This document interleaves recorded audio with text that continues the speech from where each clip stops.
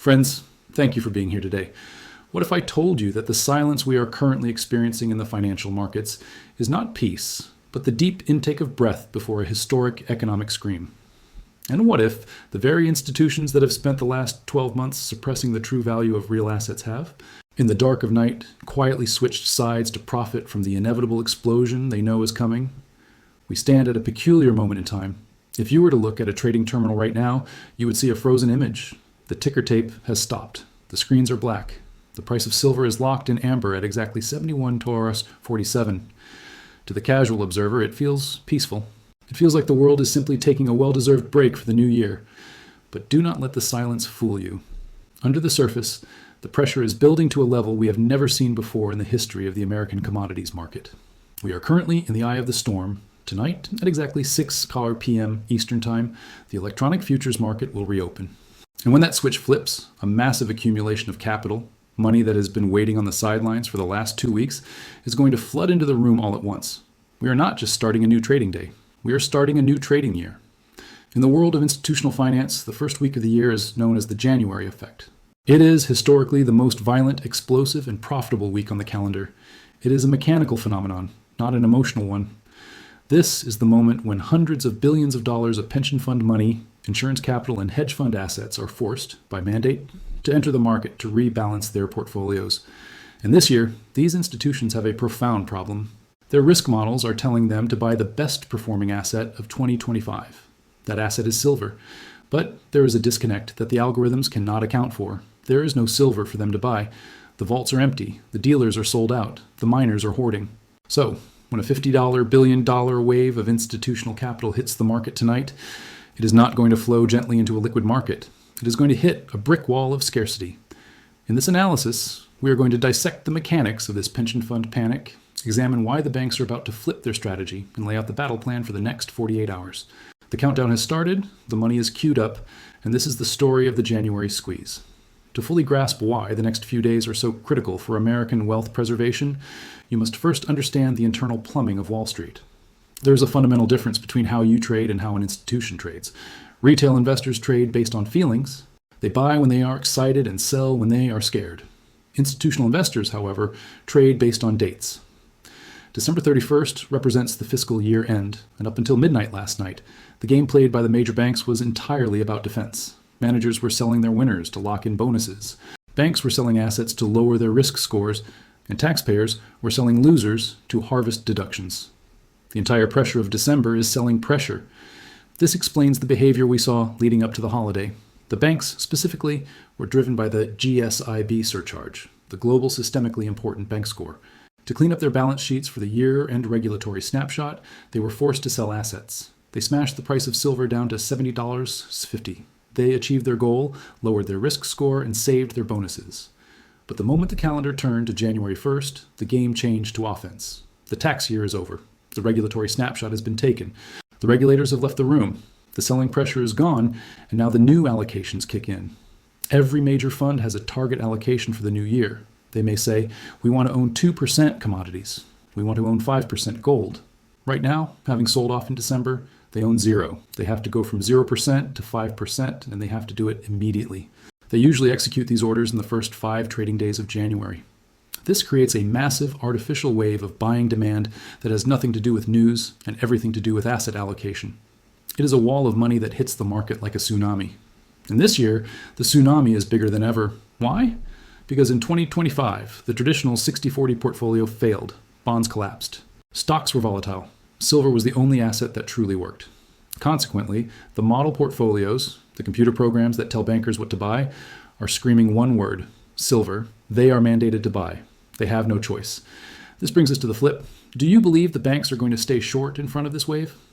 No. Banks exist to make money. They know the flow is coming.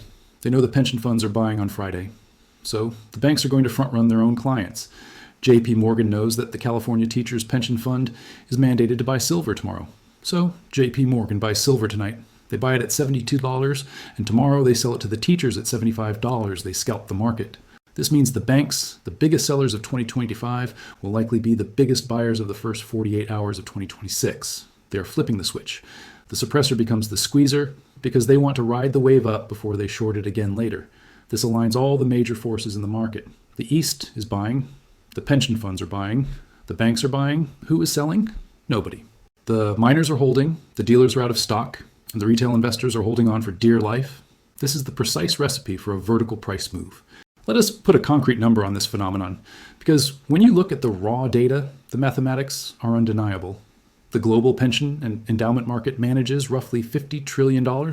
Historically, these conservative funds ignored commodities, but with inflation sticking stubbornly above 5%, they are panicking. They are moving money out of the failing stock and bond split and into alternatives. If the global pension system decides to move just 0.1% of their assets into silver, a tiny, almost negligible fraction that represents $50 billion of new buying power. Now, look at the size of the silver market. The entire annual mine production of the planet is about 800 million ounces. At a price of $71 per ounce, that annual supply is worth roughly $56 billion. Do you see the math problem? The pension funds want to buy almost the entire annual supply of the planet in the first week of January. It simply does not fit. You cannot pour a gallon of water into a shot glass without it overflowing. You cannot buy 50 billion of silver at $71 an ounce because there is not enough metal to satisfy that demand. So what happens? The laws of economics dictate that price must act as the rationing mechanism. The price has to rise until that $50 billion buys a smaller amount of metal. If silver goes to $140, the $50 billion only buys half the annual supply. If silver goes to $280, it buys a quarter. The price has to rise to accommodate the capital. This is not speculation. This is fluid dynamics applied to finance. Tonight, the water starts pouring. The first sign of this wave will occur tonight at 6:00 p.m. New York time when the Globex electronic markets open. This is where the algorithms trade while the human floor traders are sleeping. Usually, holiday sessions are quiet, but tonight is different because the Asian arbitrage is still open. While New York was closed for the holiday, Shanghai was still hungry. The gap between the US price and the China price is still there. Tonight, the arbitrage bots will turn on. They will see the gap, they will see the cheap silver in New York, and they will hit the buy button. This could create a gap up right at the open.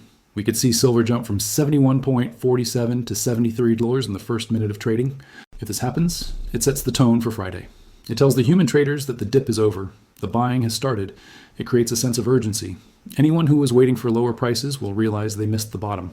They will panic buy. This fear of missing out will add fuel to the fire started by the algorithms. While we have discussed the paper money lining up at the gates, we must now turn our attention to the metal itself, because while the markets were closed today, the physical shortage did not take a holiday. The factories in China are still running. The mines in Mexico are still depleting. We must address the massive disconnect between the screen and the street. If you look at the chart right now, you see $71.47. That number is flashing on screens in Tokyo, London, and New York. It is the number that the algorithms use to value billions of dollars of derivatives. But I must tell you something that the bankers will not admit. That price is a lie. It is a phantom price. It is the price of a digital contract that was traded on a holiday week with extremely thin volume. If you try to take 71.47 into the real world and exchange it for an ounce of physical silver, you will be laughed out of the room. The paper market is currently living in a fantasy land, while the physical market is living in a supply crisis. Let's look at what happened on Main Street this week. While the hedge funds were selling paper to lower their taxes, the retail public was storming the coin shops. We have received reports from major online bullion dealers in the United States and Europe. They are reporting a complete blowout of inventory. Usually, the week between Christmas and New Year is quiet, but this year, sales volume was up 300% compared to last year. Why? Because the public smells the fear. They saw the volatility. They saw the headlines about national debt. They saw the crash and the recovery. And they decided to take possession. But here's the problem. The dealers cannot restock. The sovereign mints, the US Mint, the Royal Canadian Mint, are closed for the holidays. The wholesalers are running on skeleton crews. So, every ounce that was bought this week is an ounce that cannot be replaced until mid-January. The shelves are bare. Did the dealers lower the price to match the spot market drop? No, they raised the price. If you look at the premium on a Silver Eagle right now, it is approaching $20 over spot. The ask price is over $90. This is the market telling you the truth. The spot price says silver is abundant. The premium says silver is extinct. This divergence is the most reliable signal in commodities. When the paper price drops, but the physical price rises, it means the paper market is broken. It means the shorts are suppressing a beach ball that is fighting to surface. Now, let's look at the whales of the physical world, the industrial users. There is also a January effect for industry, known as procurement season. In January, companies like Samsung, Tesla, and First Solar negotiate their annual supply contracts. They sit down with the refiners and the miners to lock in their price and volume for the year. Usually, this is a boring meeting. We need 10 tons. Here's the price. But this year, the meeting is a panic room. The refiners are telling the industrial giants, we do not have enough metal. The mines are depleting. The Chinese are hoarding. The recycling is failing. We can only give you 70% of what you need. Imagine you are the CEO of a solar company. You have a mandate to double production in 2026, and your supplier tells you they are cutting your silver allocation by 30%. What do? You panic. You go into the spot market and you buy everything that isn't nailed down. You pay any price? $75?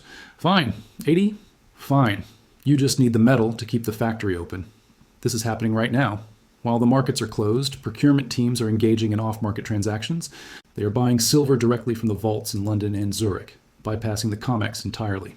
This removes the visible inventory from the exchange. When the COMEX opens tomorrow, the traders will look at the warehouse report and say, where did the silver go? It went to a solar farm in Arizona, and it is never coming back. We cannot talk about physical silver without talking about China. While New York sleeps, Shanghai eats. The price in China is still trading at a massive premium to the West, a gap of nearly $5. While New York was sleeping, China implemented new silver export controls today, January 1st.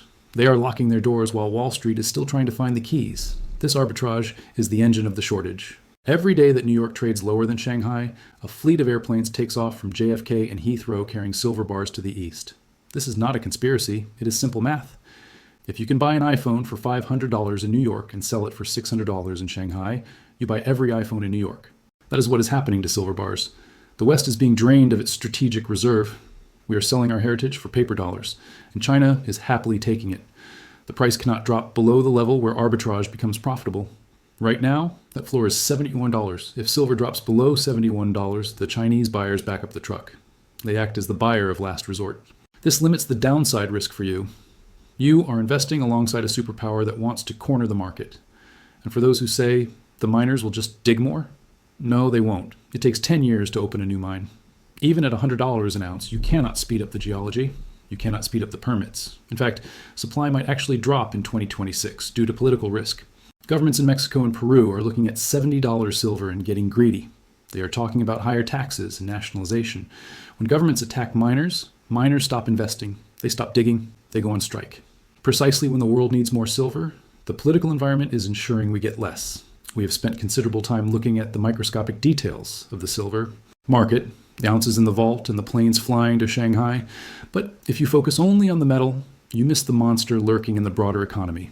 Silver does not exist in a vacuum. It exists in a world drowning in $36 trillion of United States debt. It exists in a world where the bond market is rebelling against the central banks. We are about to enter the monetary phase of the bull market, where silver stops trading like a commodity and starts trading like a currency. The physical squeeze lights the fuse, but the monetary crisis provides the explosion. Let's look at the debt. While you are celebrating the new year, the politicians in Washington are preparing for a war. In February of 2026, the United States hits the debt ceiling again. We have seen this movie before, but this time represents a fundamentally different sequel. The interest on the debt has exploded. The U.S. government is now paying over $1 trillion a year just in interest payments. That is more than the defense budget. That is more than Medicare. It is mathematically unsustainable. So, when the debt ceiling fight starts next month, the market is going to panic. Credit rating agencies like Fitch and Moody's will threaten to downgrade the U.S. credit rating again. Foreign nations will stop buying treasuries because they are scared of a technical default. This creates a crisis of confidence. When investors lose confidence in the risk-free asset, U.S. bonds, where do they go? They go to the assets that have no counterparty risk, gold and silver. During the last debt ceiling crisis, gold rallied. This time, with silver already in a shortage, the rally will be amplified. Silver acts as a credit default swap on the U.S. government. As the probability of government chaos rises, the price of silver rises. You are holding insurance against political incompetence. Furthermore, we must discuss the bond market. Right now, the bond market is screaming. Yields are rising. The bond vigilantes are selling treasuries because they know inflation is not 2%. They know it is 5% or higher. Why does this matter for silver? Because higher yields break the banking system. We saw it in 2023 with Silicon Valley Bank. Banks hold bonds as collateral. When bonds crash, the banks become insolvent. If yields spike in January, we will see another banking crisis. And what does the Federal Reserve do when banks fail? They pivot. They stop fighting inflation. They stop raising rates. They turn on the money printer. They create emergency liquidity facilities. They flood the system with fresh dollars to save the banks. This is the Fed put. Every time the system breaks, they print money. And every time they print money, the value of the dollar falls and the price of silver rises. We are waiting for the system to break. The bond market is doing the work for us. It is forcing the Fed into a corner where their only option is to inflate away the debt. Inflation is the fuel for the silver supercycle. Wall Street analysts love to talk about real interest rates. They say if interest rates are high, gold and silver should fall because they pay no yield. This is the textbook theory. But look at the reality. Interest rates are 5%, yet silver is at $75. The textbook is broken. Why? Because the market knows the interest rate is fake. The real rate is interest minus actual inflation. If the bank pays you 5%, but the cost of living goes up 10%, your real rate is negative 5%. You are losing purchasing power by holding cash. Smart money knows this. They know the CPI numbers are cooked. They know that true inflation is double digits. So gold and silver are rising with interest rates. This is a historic anomaly that usually only happens during a currency collapse. We just finished the first wave of inflation. The second wave is building. Oil is rising. Shipping costs are rising. Labor costs are rising. Insurance costs are skyrocketing. When the inflation numbers start creeping back up in 2026, the market will realize the Fed is powerless. They cannot raise rates anymore because it would bankrupt the US government. So they have to let inflation run hot. This is financial repression. In a world of structural persistent inflation, you need assets that cannot be debased. Silver is the ultimate inflation hedge because it is also an industrial necessity. We must pause here to reflect on what this shift truly represents for the American household.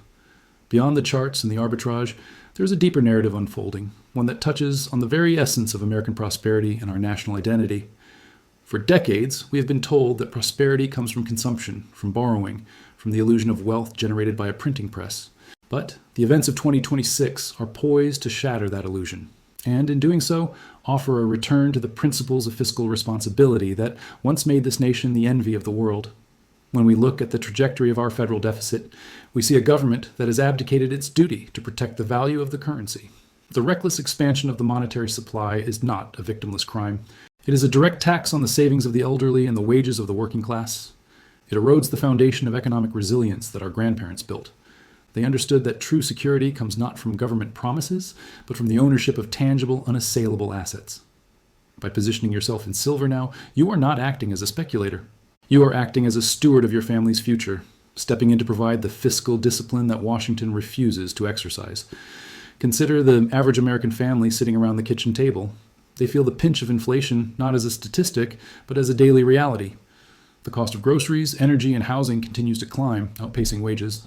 This is the direct result of a monetary policy that favors Wall Street over Main Street. The shift we are discussing, the remonetization of silver, is the market's way of correcting this imbalance. It is a return to honest money. When you exchange depreciating fiat currency for physical silver, you are effectively voting against the debasement of your labor. You are declaring that your hard work deserves to be stored in a vessel that cannot be printed into oblivion. This strategic analysis extends beyond mere survival. It is about reclaiming American prosperity. Historically, a strong nation is built on strong money. When the currency is sound, businesses invest for the long term, families save for the future, and the economy grows on the bedrock of production rather than the quicksand of debt. By participating in this transfer of wealth, you are aligning your personal economy with the forces of reality. You are insulating your household from the systemic fragility introduced by decades of financial engineering. In a very real sense, holding silver is an act of patriotism. It is a rejection of the fragility of the debt-based system and an embrace of the resilience found in nature as resources. Furthermore, we must understand the geopolitical dimension of this outlook.